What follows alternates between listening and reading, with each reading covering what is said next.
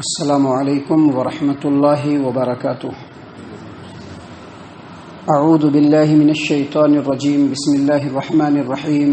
یا ایہا الذین آمنوا لا تتخذوا الکافرین اولیاء من دون المؤمنین اتریدون ان تجعلوا للہ علیکم سلطانا مبینا ان المنافقین فی الدرک الاسفل من النار ولن تجد لهم نصیرا إلا الذين تابوا وأصلحوا واعتصموا بالله وأخلصوا دينهم لله فأولئك مع المؤمنين وسوف يؤتي الله المؤمنين أجرا عظيما ما يفعل الله بعذابكم إن شكرتم وآمنتم وكان الله شاكرا عليما۔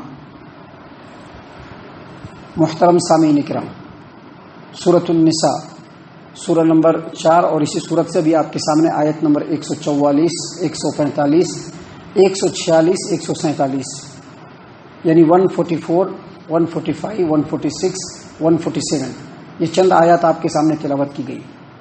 معزز سامعین کرام، اللہ تبارک و تعالیٰ نے ایمان والوں کو مخاطب کرتے ہوئے فرمایا ہے۔ اللہ تبارک و تعالیٰ نے فرمایا، یا ایھا الذین آمنوا، اے ایمان والو، لا تتخذوا الکافرین اولیاء من دون المؤمنین، اے ایمان والو، مومنوں کو چھوڑ کر کافروں کو اپنا دوست نہ بناؤ، مومنوں کو چھوڑ کر کافروں کو اپنا دوست نہ بناؤ۔ اس کے بعد اللہ تبارک و تعالیٰ نے فرمایا، اتریدون ان تجعلوا للہ علیکم سلطانا مبینا، کیا تم یہ چاہتے ہو کہ اللہ کی بارگاہ میں اپنے خلاف کھلی ہوئی حجت قائم کر دو؟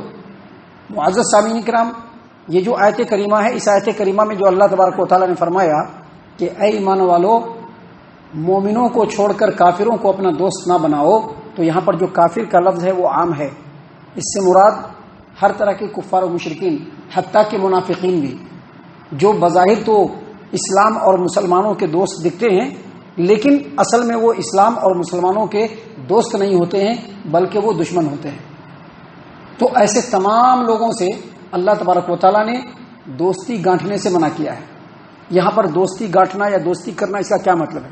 اس کا مطلب یہ ہے کہ دلی دوستی، قلبی دوستی، جس سے ہر سیاہ، ہر سفید، ہر طرح کی بات کر سکتے ہوں، ایسے دوست جس سے راز و نیاز کی بات کر سکتے ہوں، جس سے بالکل ویسے ہی محبت ہو جیسے ایمان والوں سے محبت ہو۔ اللہ تبارک و تعالیٰ نے کہا کہ جس طرح کی محبت اور دوستی ایمان والا ایمان والے سے کرتا ہے، اے ایمان والو، مومنوں کو چھوڑ کر کافروں سے اور منافقوں سے ایسی دوستی مت کرو۔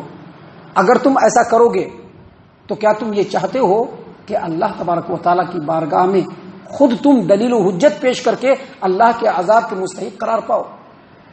معزز سامعین اکرام، وہ اس طرح سے کہ اللہ تبارک و تعالیٰ نے منافقوں سے اور کافروں سے دوستی گانٹنے سے منع فرمایا ہے۔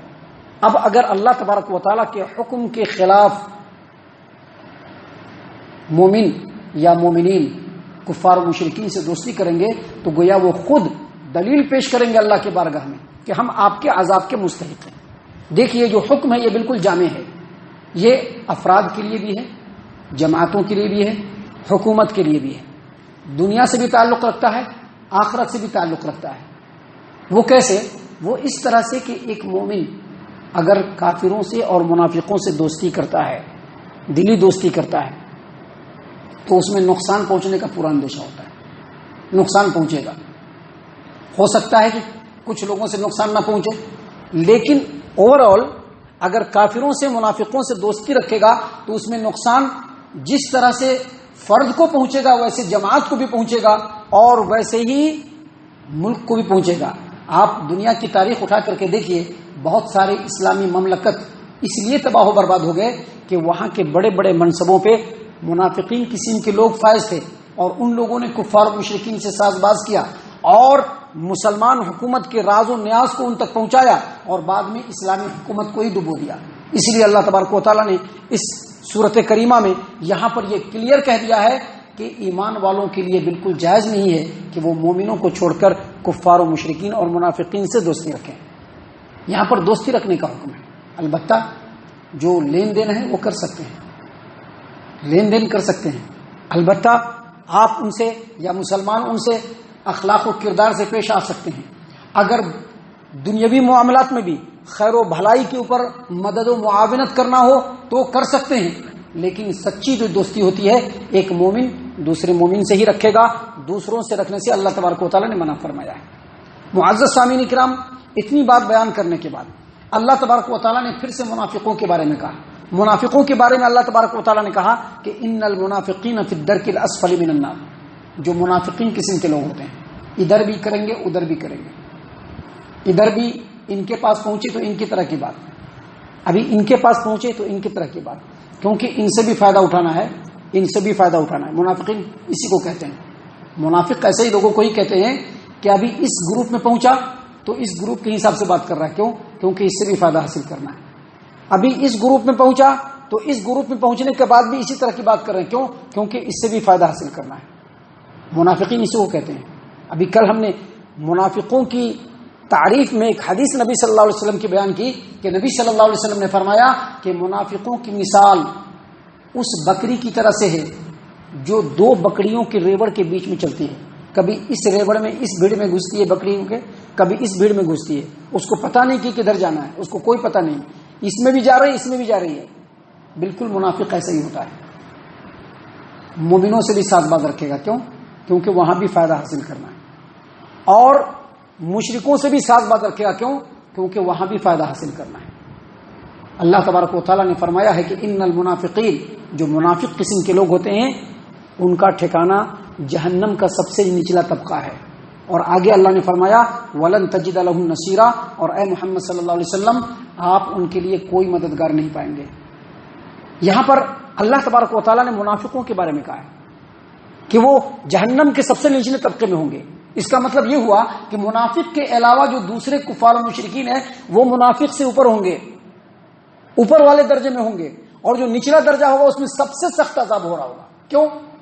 کافروں سے بھی سخت عذاب منافقوں کو کیوں ملے گا؟ اس لیے ملے گا کہ کفار و مشرکین ڈائریکٹ کافر و مشرک ہوتے ہیں، وہ ڈائریکٹ ہوتے ہیں، ان کو دین و ایمان کے لحاظ سے کسی سے فائدہ حاصل کرنا نہیں ہوتا ہے، لیکن یہ جو منافق قسم کے جو لوگ ہوتے ہیں نا، ان کو دونوں طرف کا پانی مارنا ہوتا ہے، دونوں طرف کا فائدہ حاصل کرنا پڑتا ہے، ادھر سے بھی فائدہ حاصل کریں گے اور ادھر سے بھی فائدہ حاصل کریں گے۔ تو چونکہ وہ دین و ایمان کے اعتبار سے مومنوں کو بھی نقصان پہنچا رہا ہے، کافروں کو بھی نقصان پہنچا رہا ہے، اور دونوں طرف سے اپنا الو سیدھا کر رہا ہے، اپنا فائدہ حاصل کر رہا ہے، تو اللہ تبارک و تعالیٰ نے ایسے دو چہرے والے لوگوں کے لیے کہا کہ ان المنافقین فی الدرک الاسفل من النار، منافقین جہنم کے سب سے نچلے طبقے میں ہوں گے، اور اے محمد صلی اللہ علیہ وسلم آپ ان کے لیے کوئی مددگار نہیں پائیں گے۔ اس کے بعد اللہ تبارک و تعالیٰ نے فرمایا الا الذین تابوا، ہاں یہ جو منافقین قسم کے لوگ ہیں اگر یہ توبہ کر لیں، الا الذین تابوا، اگر یہ توبہ کر لیں، وَأَصْلَحُوا، اور اپنے اعمال کو درست کر لیں۔ اپنے اعمال کو درست کرنے کیا مطلب؟ سب سے پہلے منافقت چھوڑنا ہے اور اخلاص کے ساتھ اللہ کے دین کو اختیار کرنا ہے، اور جو اللہ اور اس کے رسول کی تعلیمات ہے اس کے مطابق اپنے عمل کو درست کرنا ہے۔ اللہ نے سب سے پہلے کیا کہا؟ ہاں اگر ان لوگوں نے توبہ کر لیا اور اپنے عمل کی اصلاح کر لی، وَاعْتَصَمُوا بِاللَّهِ، اور اللہ کے دین پر مضبوطی سے جم گئے، وَأَخْلَصُوا لِلَّهِ دِينَهُمْ، اور اپنے دین کو اللہ کے لیے خالص کر لیا، فَأُولَئِكَ مَعَ الْمُؤْمِنِينَ، تب جا کر کے وہ مومنوں میں شامل ہوں گے، وَسَوْفَ يُؤْتِ اللَّهُ الْمُؤْمِنِينَ أَجْرًا عَظِيمًا، اور اللہ تبارک و تعالیٰ عن قریب مومنوں کو اجر عظیم سے نوازنے والا ہے۔ معزز سامعین کرام، اس آیت کریمہ میں جو منافق ٹائپ کے لوگ ہوتے ہیں ان کے لیے 4 شرط اللہ نے لگائی ہے کہ 4 شرط جب وہ پورا کر لیں گے تبھی وہ مومنوں میں شامل ہوں گے۔ ہم نے پہلے بتلایا تھا کہ جو منافق ٹائپ کے لوگ ہوتے ہیں نا، صرف نبی صلی اللہ علیہ وسلم کے زمانے میں نہیں تھے، ان کے بعد کے زمانوں میں بھی تھے، اور آج کے زمانوں میں بھی موجود ہے منافق ٹائپ کے لوگ، جن کے دل میں قرآن و حدیث کی محبت نہیں ہوتی ہے، بظاہر وہ اللہ اور اس کے رسول کے ماننے کا دعویٰ کرتے ہیں، لیکن ان کو دونوں طرف سے فائدہ حاصل کرنا ہوتا ہے، تو ادھر بھی جاتے ہیں ادھر بھی جاتے ہیں۔ اللہ تبارک و تعالیٰ نے کہا کہ ایسے منافق ٹائپ کے لوگ، ان کے لیے 4 شرط ہے، اگر وہ پکا مومن بننا چاہتے ہیں، سچا مومن بننا چاہتے ہیں، تو ان کے لیے 4 شرطیں ہیں۔ پہلی شرط کیا ہے؟ توبہ کرنا۔ جو بد عمل وہ کر رہے ہیں ان سے توبہ کرے سب سے پہلے، کہ جو میں منافقت کر رہا ہوں یہ بہت ہی برا اور بدترین عمل ہے، اس سے توبہ کرے۔ توبہ کرنے کے بعد وَأَصْلَحُوا، اپنے عمل کو درست کریں، منافقت بھی چھوڑیں، اور اس کے علاوہ جو اعمال ہے اس کو اللہ اور اس کے رسول کے بتائے ہوئے طریقے کے مطابق بنائیں۔ اس کے بعد کہا تیسری شرط کیا ہے؟ وَاعْتَصِمُوا بِاللَّهِ، اللہ کے دین کو مضبوطی سے پکڑ لیں. یہ اللہ کا کلام ہے، یہ اللہ کا کلام ہے، اور اللہ کا کلام، اللہ کے کلام سے زیادہ سچا اس پورے یونیورس میں کچھ بھی نہیں ہو سکتا ہے، پورے کائنات میں کچھ بھی نہیں ہو سکتا. اللہ کا کلام ہے. اللہ نے کہا کہ منافقوں کو پہلے توبہ کرنا ہوگا اپنے عمل سے، اور اپنے عمل کو درست کرنا ہوگا. وَاعْتَصِمُوا بِاللَّهِ، اور اللہ کے دین پر مضبوطی سے جمنا ہوگا. اور چوتھی شرط کیا ہے؟ وَأَخْلَصُوا دِينَهُمْ لِلَّهِ، اللہ کے لیے اپنے دین کو خالص کرے گا. یعنی جتنی بھی وفاداریاں ہیں وہ صرف اللہ کے ساتھ ہو، اللہ کے دین کے ساتھ ہو. دوسروں کے ساتھ وفاداری نہیں ہونی چاہیے، ان کے ساتھ وفاداری نہیں ہونی چاہیے، اللہ کے دین کے ساتھ وفاداری ہونی چاہیے. وَأَخْلَصُوا دِينَهُمْ لِلَّهِ، اللہ کے لیے اپنے دین کو خالص کرے. کیا مطلب یہ کہ دل کے اندر اخلاص ہو، وفاداری ہو، جانثاری ہو تو صرف اللہ اور اس کے دین کے لیے ہو، ایمان والوں کے لیے ہو، دوسروں کے لیے نہیں ہو. اللہ نے کہا کہ یہ 4 شرط پورا کرے گا تبھی جا کر کے وہ مومنین میں شامل ہوگا، دنیا اور آخرت میں کامیاب ہوگا. اور اللہ تبارک و تعالیٰ دنیا میں بھی اس کو خیر و بھلائی سے نوازیں گے اور آخرت میں بھی اجر عظیم سے نوازیں گے. ان تمام باتوں کو بیان کرنے کے بعد اللہ تبارک و تعالیٰ نے فرمایا ما یفعل اللہ بعذابکم ان شکرتم وآمنتم، اگر تم اللہ کا شکریہ ادا کرو اور خلوص دل سے اللہ پر ایمان لے آؤ تو اللہ کو کچھ نہیں ہے کہ اللہ تم کو عذاب دے. اللہ تم کو عذاب دینے کے لیے شوقین نہیں ہے. اللہ کو شوق نہیں کہ اپنے بندوں پر عذاب دے. شکر کرنا ہے اور خلوص دل سے ایمان لانا ہے. یہ جو شکر ہے نا، یہ جو شکر کا لفظ ہے یہ 3 معنوں میں بیک وقت استعمال ہوتا ہے. 3 معنوں میں شکر کا جو تعلق ہے اس کے 3 درجات ہیں. شکر کے 3 درجات ہیں. پہلا درجہ جس نے انعام کیا ہے اس کے لیے دل میں جذبہ ہو، احساس ہو کہ ہاں میرے اوپر بڑا احسان کیا. دوسرا درجہ، دل میں جب احساس کیا تو زبان سے بھی اس کا اقرار کرنا ہے. جس نے احسان کیا ہے، انعام کیا ہے، اس کا زبان سے بھی اقرار کرنا ہے، لوگوں کے سامنے اقرار کرنا ہے، دل میں بھی محسوس کرنا ہے. اور تیسرا، جس نے انعام اور احسان کیا ہے اس کی وفاداری. محترم سامعین اکرام، شکر کا لفظ جو ہوتا ہے یہ عام طور پر اللہ تبارک و تعالیٰ کے لیے ہوتا ہے. اللہ تبارک و تعالیٰ کے ساتھ یہ تینوں چیز ہونا ضروری ہے، اور یہ تینوں لازم و ملزوم ہے، اور تینوں بالترتیب ہوتا ہے. جب اللہ تبارک و تعالیٰ نے اپنے بندوں پر احسان کیا، اللہ نے تو احسان کیا ہوا ہے نا، پیدا کیا ہے، بے شمار نعمتوں سے نوازا ہے. اللہ کے احسان کو ہم گن نہیں سکتے. تو اللہ نے جب ہمارے اوپر احسان کیا ہے، احسانات کیے ہیں، تو سب سے پہلے دل میں یہ احساس ہونا کہ رب العالمین نے ہمارے اوپر بہت احسان کیا ہے. یہ پہلا درجہ ہے.